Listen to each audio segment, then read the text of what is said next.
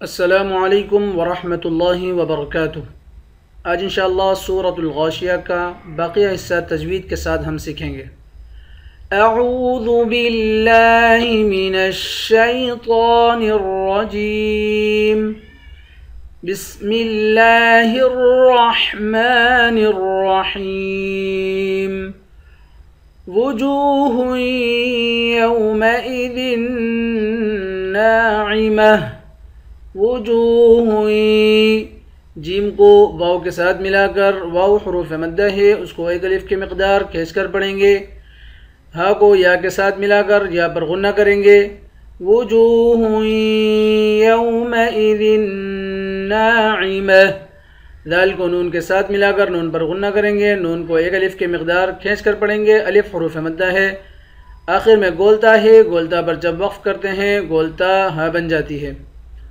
لسعیہا راضیہ، لسعیہا، ہا کے بعد الف ہے، الف حروف مدہ ہے، اس کو ایک الف کی مقدار کھینچ کر پڑھیں گے۔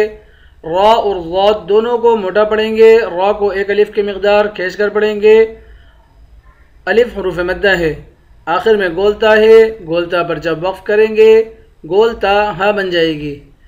لسعیہا راضیہ، فی جنت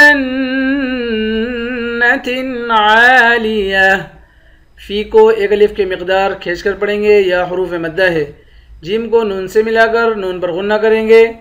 جنت عالیہ، عین کو ایک الف کی مقدار کھینچ کر پڑھیں گے، الف حروف مدہ ہے، آخر میں گولتا ہے، گولتا پر جب وقف کریں گے گولتا ہا بن جائے گی۔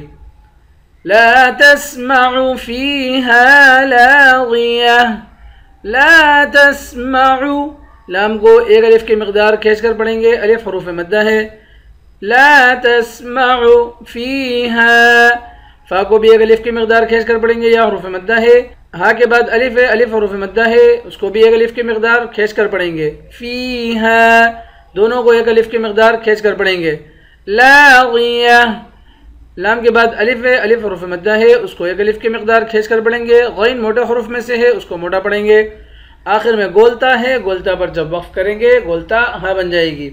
لاغیہ، فیہا عین جاریہ، فا کے بعد یا ہے، یا حروف مدہ ہے، ہا کے بعد الف ہے، الف بھی حروف مدہ ہے، ان دونوں کو ایک الف کی مقدار کھینچ کر پڑھیں گے، عین پر اخفا کریں گے۔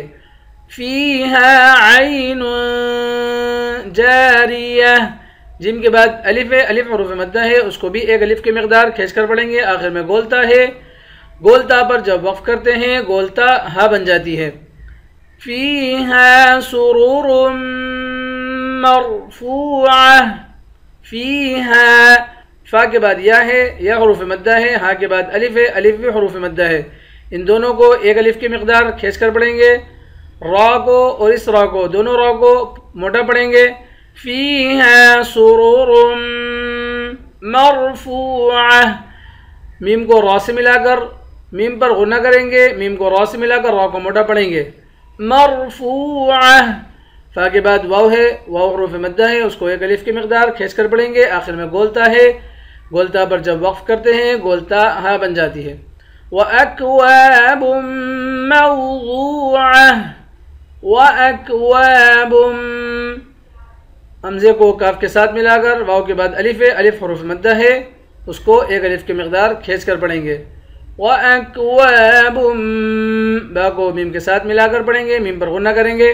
موضوعہ، غاد کو واو سے ملا کر غاد کو موٹا پڑھیں گے، غاد کو ایک الف کی مقدار کھینچ کر پڑھیں گے، آخر میں گولتا ہے، گولتا پر جب وقف کریں گے گولتا ہا بن جائے گی۔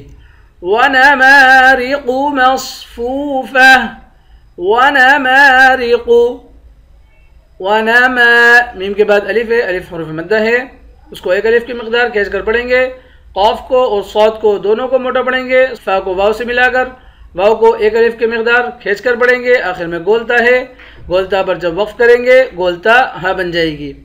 وَنَمَارِقُ مَصْفُوفَةٌ، صدق اللہ العظیم۔ انشاءاللہ کل نئے سبق کے ساتھ حاضر ہوتے ہیں۔ السلام علیکم ورحمۃ اللہ وبرکاتہ۔